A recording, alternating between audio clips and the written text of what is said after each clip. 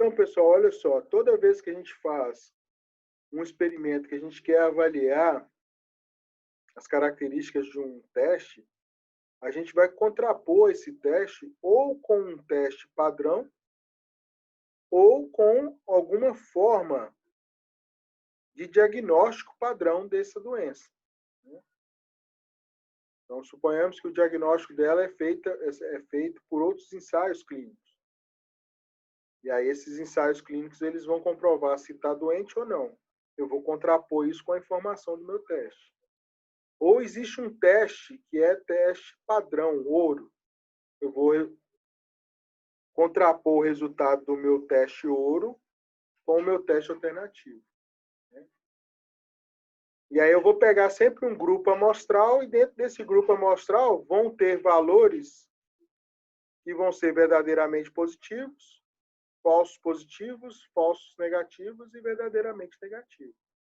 O desejável é que esses valores de falso positivo e falso negativo sejam mínimos possíveis, né?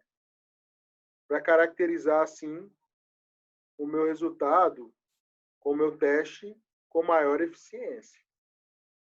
Então, para isso, a gente testa sensibilidade, especificidade, precisão, falso positivo, falso negativo, entre outras propriedades.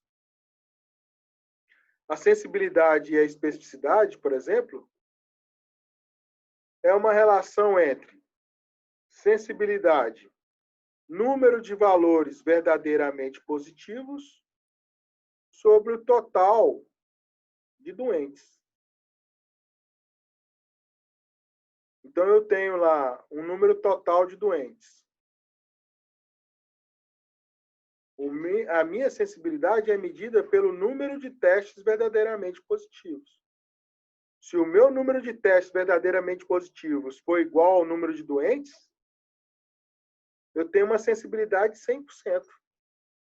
Porque vai ser A dividido por A mais 0, A dividido por A igual a 1.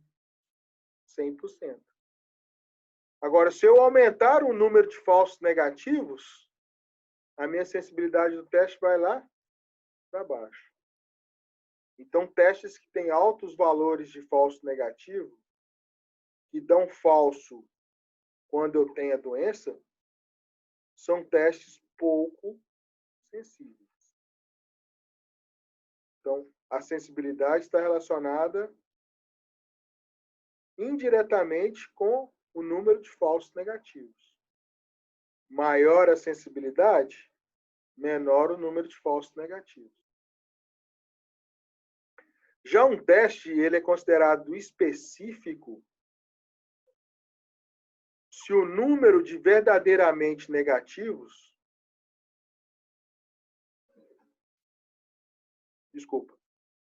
o grau de especificidade de um teste, ele é dado pelo número de verdadeiramente negativos sobre o número de não doentes.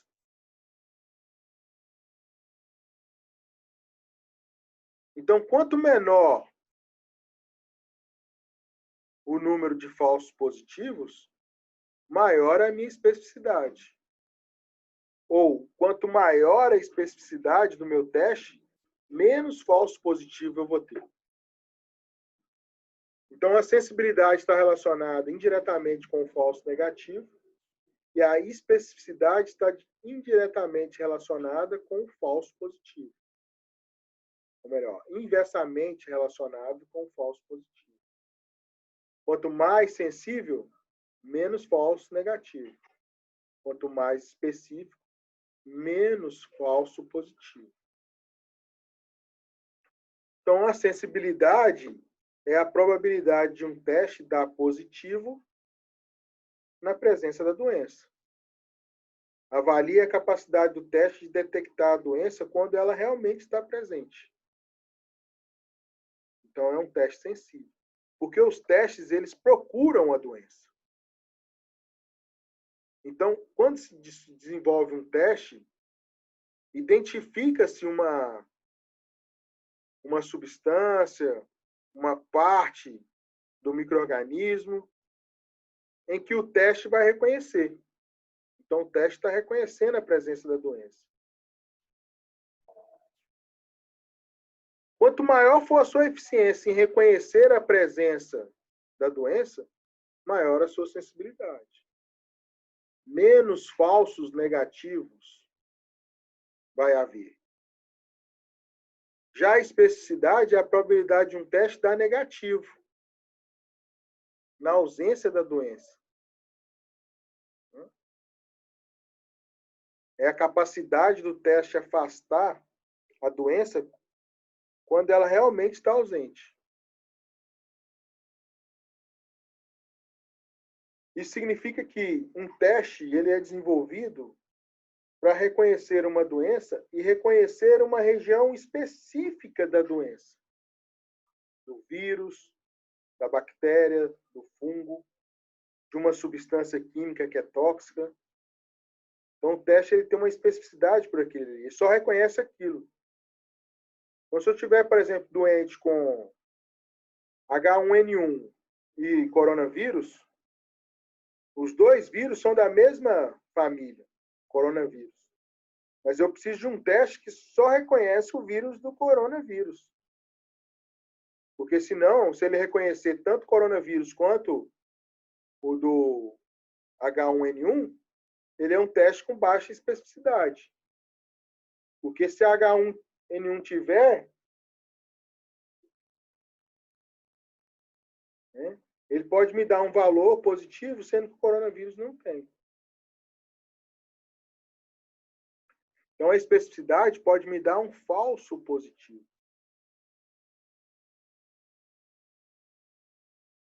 E quanto maior o número de falsos positivos, menor a especificidade do meu teste. Então, se eu tenho H1N1 e coronavírus e ele está reconhecendo os dois, é porque ele não é específico para coronavírus. E aí, quando ele encontrar H1N1, ele vai me dar um resultado positivo, mas que, na verdade, não tem coronavírus, só tem H1N1. Então, eu vou ter um falso positivo.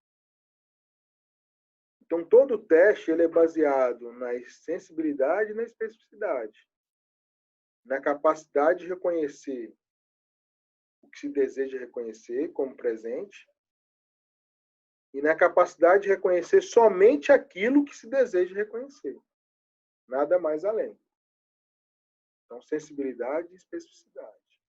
Sensibilidade relacionada com falsos negativos, especificidade relacionada com falsos positivos.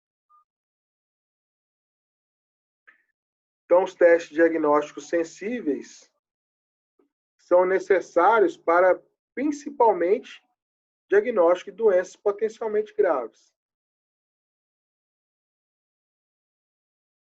Porque aí eu consigo fazer um diagnóstico em fases iniciais da doença.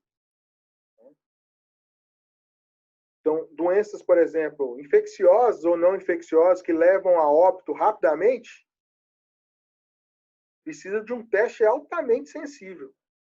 Eu não posso ter, em hipótese nenhuma, um falso negativo. E se eu tiver um falso negativo, o indivíduo está doente, rapidamente ele vai a óbito. Então, o resultado negativo ele é o mais útil. Eu preciso rapidamente separar quem não tem, para correr atrás do tratamento de quem tem. Então, eu vou calcular uma propriedade chamada VPN, valor preditivo negativo.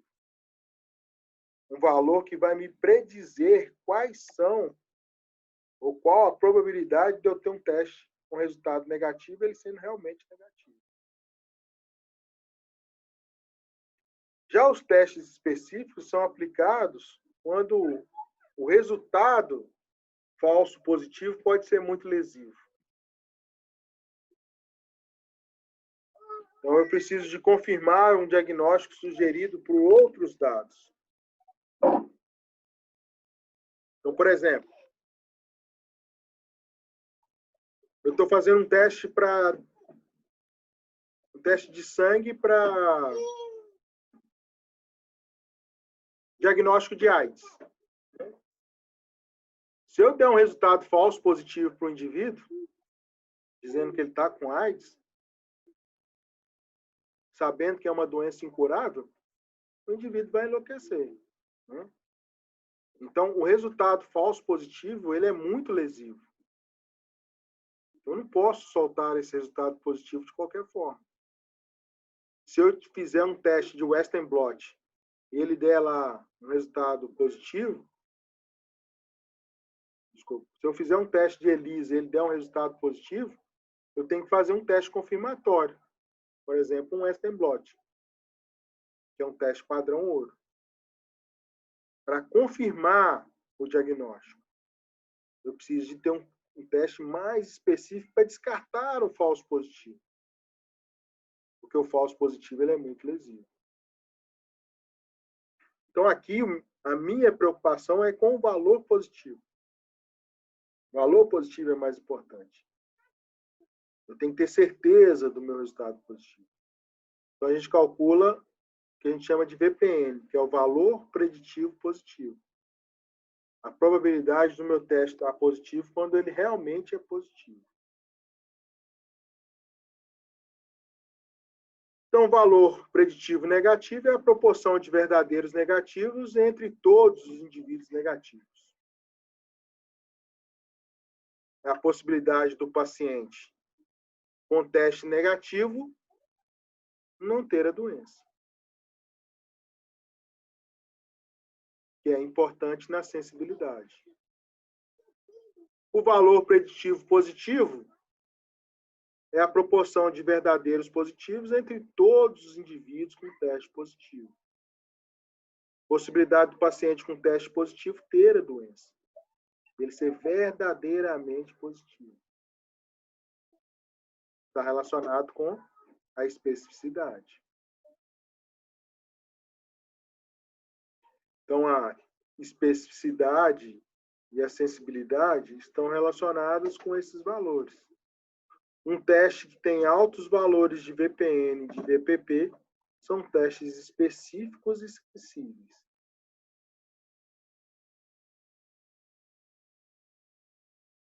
Então, a sensibilidade e a especificidade está relacionada com os valores preditivos positivos e negativos.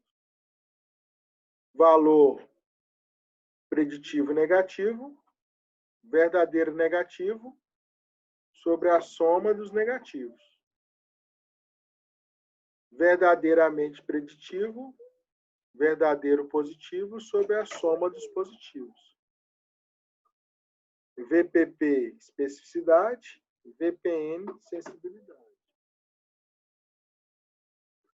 Então, imagine, por exemplo, uma distribuição de níveis de glicose entre duas populações, uma população normal e uma população diabética.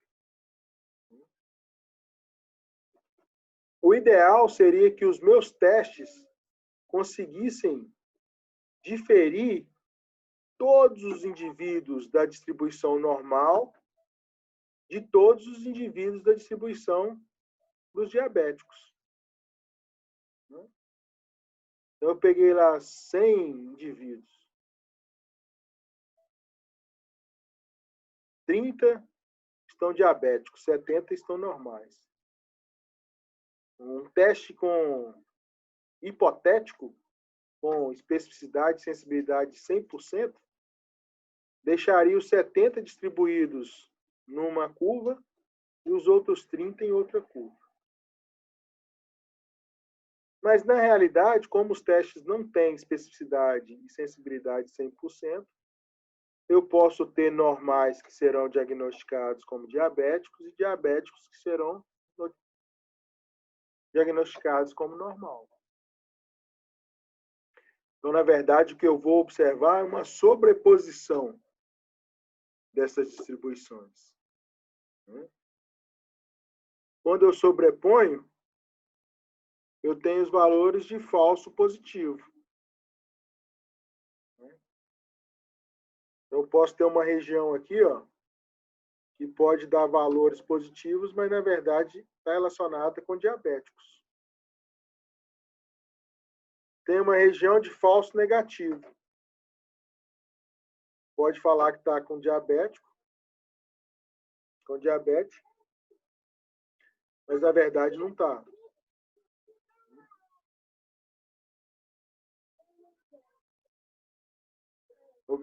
Desculpa. São diabéticos, mas estão na faixa do normal. Então, são diabéticos, mas o teste pode falar que eles são normais, porque eles pegam essa faixa da normalidade. Do final aqui da probabilidade da normalidade. Para diminuir, então, esses erros, é necessário que essas curvas elas se sobreponham o mínimo possível. Então, o erro mínimo está aqui dentro.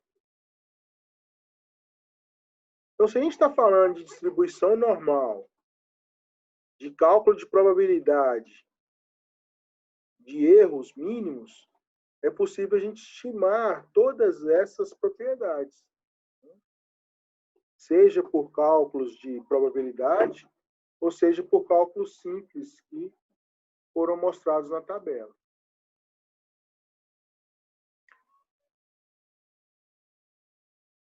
Posso sim. Então vamos voltar aqui. Ó. Quando a gente faz uma distribuição de níveis de glicose, por exemplo, entre duas populações, uma normal e uma diabética, então se a gente pegar, por exemplo, uma amostra de 100 pessoas, e dessas 100 pessoas a gente identificar 30 pessoas diabéticas e 30 pessoas normais, se a gente pegar o nível de glicose, 30 pessoas diabéticas e 70 pessoas normais, num total de 100, se a gente pegar o nível de glicose das 70 normais e distribuir, e ela der uma distribuição normal, e pegar os 30 de diabéticos e distribuir e ela der outra distribuição normal, o ideal seria que essas distribuições não se sobrepossem. Então, se essas distribuições elas não se sobrepusessem, indicaria que o meu teste tem uma eficiência, uma sensibilidade de 100%.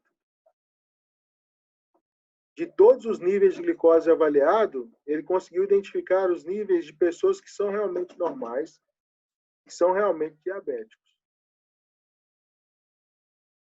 Mas, na verdade, não existe nenhum teste 100% de sensibilidade, de especificidade.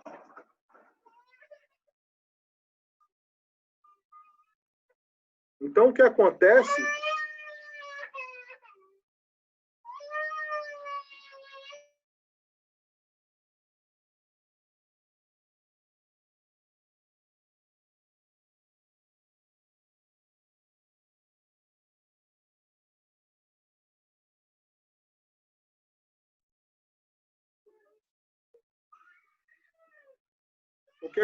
então, pessoal, é que o teste, muitas vezes, ele pode pegar e dar um valor que aparentemente é normal, está aqui, ó, nessa parte de cá da distribuição, um valor médio que aparentemente é normal, mas que também é classificado como diabético. Ou ele pode pegar um valor aqui, ó, que está para o lado esquerdo, considerar diabético, mas na verdade ele é normal. Então, nessa região de sobreposição aqui, eu tenho valores que a gente pode falar que são valores de falso positivo e de falso negativo. Então, se eu pegar aqui, ó, e classificar, por exemplo, um indivíduo com uma faixa de glicose como diabético, mas na verdade ele é normal, mas se eu pegar aqui, eu posso classificá-lo como diabético. Então ele me dá um falso positivo. Eu acho que ele é normal, eu acho não, ele é normal, porém eu achei que ele é diabético, porque as curvas estão se sobrepondo. Falso positivo. Agora, se eu olhar para o outro lado, para a banda dos diabéticos, o indivíduo é diabético, mas eu achei ele normal. Então, eu tenho um falso negativo. Então, na região que sobrepõe as duas distribuições, é onde a gente tem os falsos positivos e os falsos negativos. O falso positivo vai ser a região de ausência e coincide com a doença. O falso negativo será a região da doença, onde coincide a ausência da doença.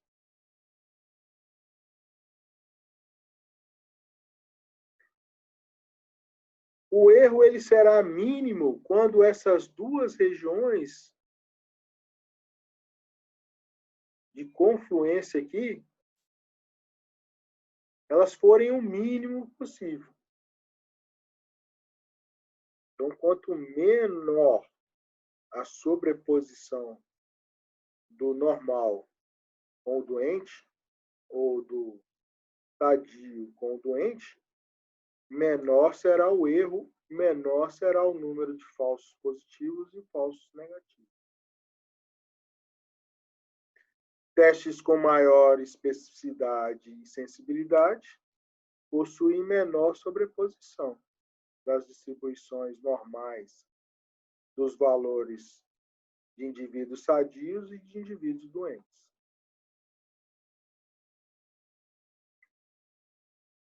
Outra propriedade extremamente interessante é a prevalência. A prevalência é a proporção entre o número total de casos existentes numa determinada doença. Então, o número total de doentes sobre o total da população é a minha prevalência. Se eu somar os resultados verdadeiramente positivos e falso negativos, é o meu total de doentes. Se eu dividir pelo total de indivíduos, é a minha prevalência. Já a minha acurácia, ou a minha precisão, é a proporção entre o número de resultados verdadeiros numa determinada população, num determinado momento temporal. Então, o meu teste ele é um teste com alta acurácia, com alta precisão, quando a proporção dos verdadeiros resultados sobre o valor total. Então, a soma dos meus verdadeiros positivos com os meus verdadeiros negativos sobre o total. Está aqui, ó. A prevalência é a soma dos doentes, verdadeiramente positivos ou falsos negativos, sobre o total. A acurácia é a soma dos resultados verdadeiros, A mais D, sobre o total. Um teste, além de ser sensível e preciso, ele precisa ser acurado. Ele precisa ser exato. Os resultados que são realmente positivos são verdadeiros. Os que são realmente negativos são verdadeiros. Valores mínimos possíveis de falsos negativos ou falsos positivos.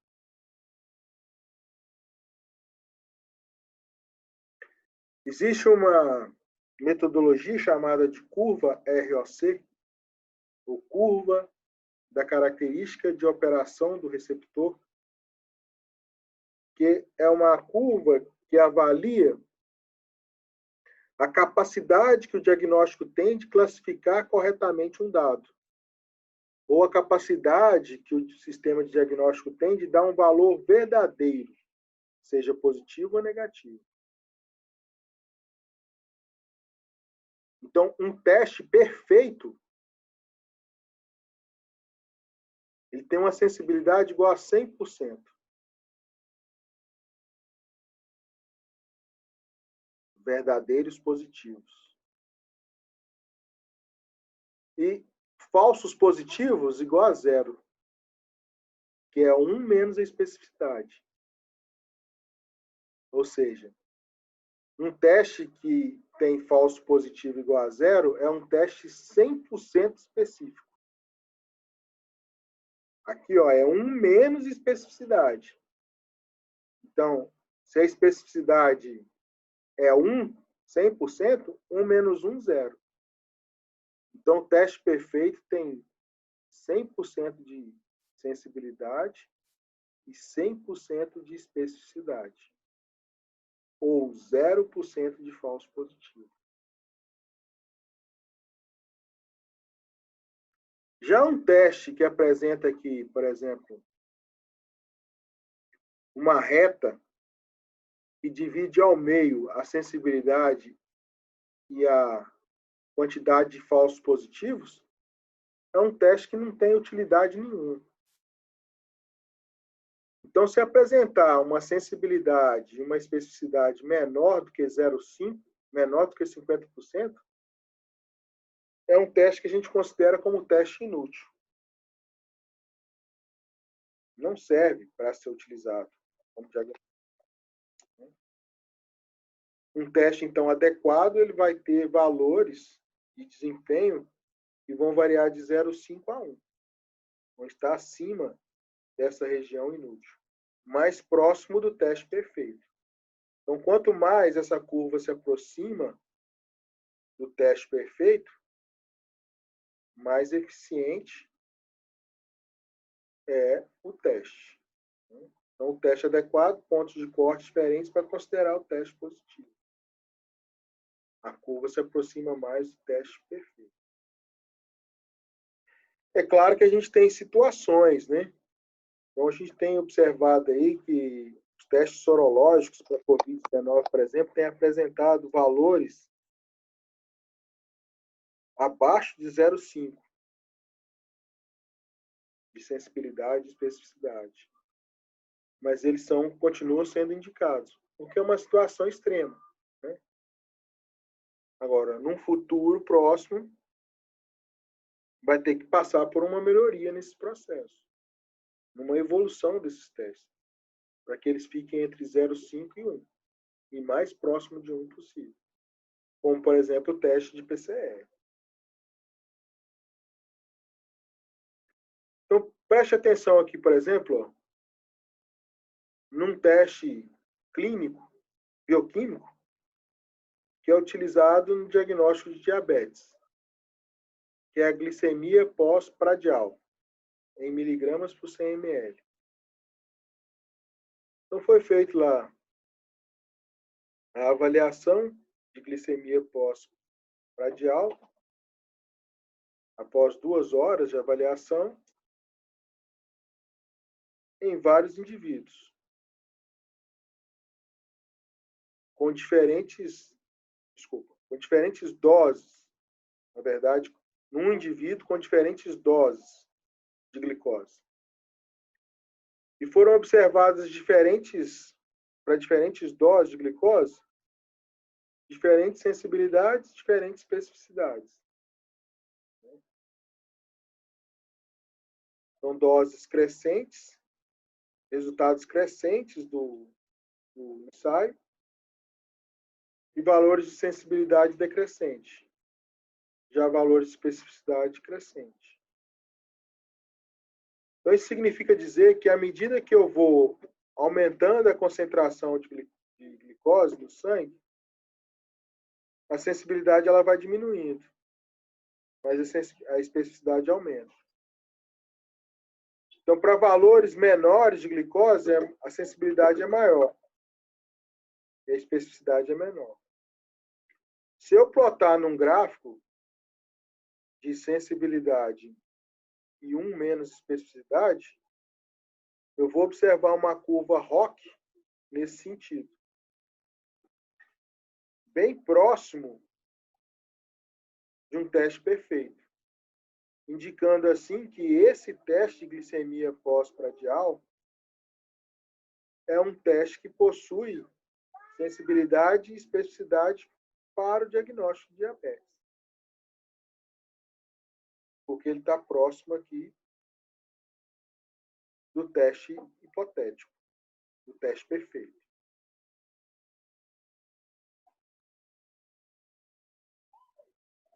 Os valores preditivos, tanto o valor preditivo positivo quanto negativo, pode ser influenciado por diferentes características do teste.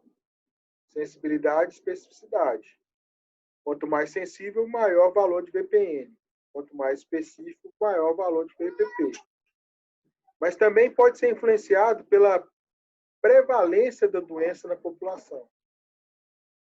Prevalência a gente chama de probabilidade de pré-teste. Né? E os valores preditivos positivos e negativos a gente chama de probabilidade do pós-teste. Então, quando eu tenho uma prevalência de doença, ou seja, um número de doentes positivos elevado dentro de uma população, a probabilidade de eu fizer um pré-teste, ela é alta, e der positivo. Por outro lado, se eu tenho valores preditivos positivos e valores preditivos negativos, a probabilidade de um pós-teste, após a identificação da doença, der positivo ou negativo, quando eles são verdadeiramente positivos ou negativos, é extremamente elevado. Então, a prevalência da doença é o número de doentes numa população. Quanto maior a prevalência, maior a possibilidade de um pré-teste ser verdadeiro. Né? A prevalência, então, ela influencia nos valores preditivos. Tá? No valor preditivo positivo, está relacionado com a quantidade de valores positivos dentro dos realmente positivos. Quanto maior a prevalência da doença, maior o meu VPN.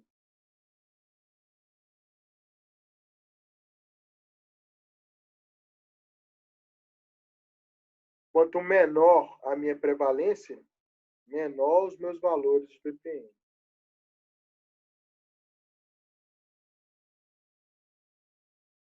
Então, prevalências baixas, VPN altamente elevado. E aí, depois de uma determinada prevalência, esse VPN ele não varia mais. Isso quer dizer o seguinte, se eu testar, fazer um teste, numa população que tem baixa prevalência da doença, eu posso pegar um VPN aqui que ainda não atingiu o meu valor ideal. Então, eu posso ter valores de VPN baixos. Agora, em populações com alta prevalência, não importa qual é essa prevalência. Os meus VPNs aqui, ó, eles vão estar próximo de 100%. Ou seja, a probabilidade de um valor ser verdadeiramente positivo, ela é extremamente elevada. Então, os testes sorológicos, que possuem baixa especificidade e baixa sensibilidade, quando aplicados em uma população com alta prevalência, eles melhoram a sua eficiência. Já testes com baixa sensibilidade e baixa especificidade aplicados em população com baixa prevalência, eles acentuam a sua sensibilidade e a sua especificidade baixa. Então, é isso que tem que ser discutido. Em regiões onde o número de casos de doença está elevado, os testes serológicos são realmente efetivos. Já em regiões onde o número de infectados está muito baixo, o teste sorológico ele vai continuar dando valores de sensibilidade e especificidade baixa. E eles não são interessantes de serem realizados. Por outro lado, os valores preditivos negativos, eles são melhores quando a minha prevalência está mais baixa. Quando a prevalência aproxima de 100%, os valores vão caindo. E aí eu vou tendo percentagens de VPN menores.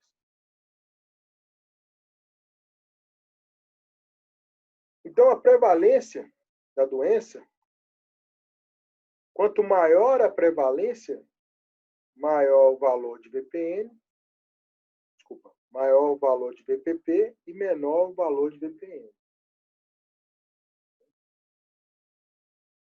E nós já vimos que quanto mais sensível o teste, maior o valor de VPN. Valores que são negativos, realmente sendo negativos. Quanto mais específico, maior o VPP. Valores positivos que são realmente positivos. Então, se eu aumentar a prevalência, eu vou aumentar a proporção de valores positivos que são realmente positivos. E vou diminuir os valores de negativos que são realmente negativos. Então, para mim, é desejável que eu encontre realmente os positivos. Então, eu vou aplicar esse teste em populações com maior prevalência, eu vou ter maiores valores verdadeiramente positivos.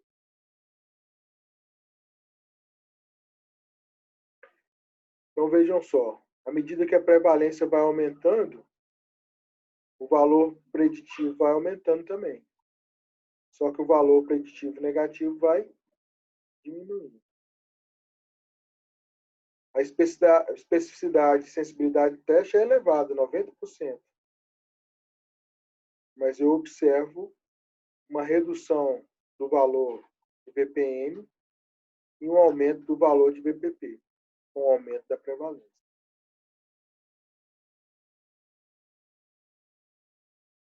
Um outro exemplo aqui, ó, numa clínica que tem avaliado, por exemplo, populações femininas e masculinas com uma determinada dor atípica. E observou que 5% está em femininos, jovens, 50% em masculino com 40 anos e 90% em masculinos com 45 e 50 anos.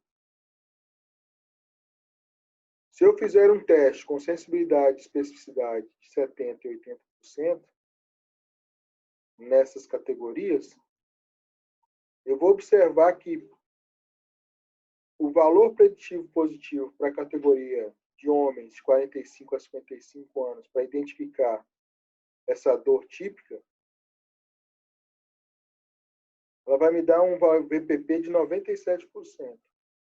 Enquanto no feminino, vai me dar apenas 16%, porque a prevalência nesse grupo é muito pequena.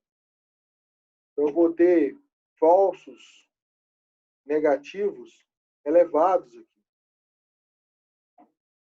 Já o meu VPN vai ser elevado na população de baixa prevalência. E ao contrário, na população de alta prevalência.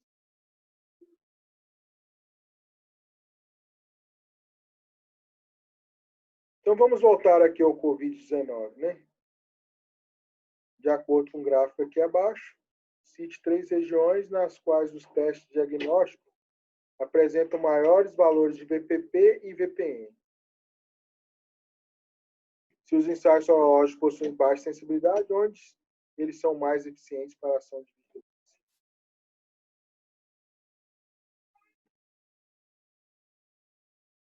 Então, eu vou considerar a prevalência.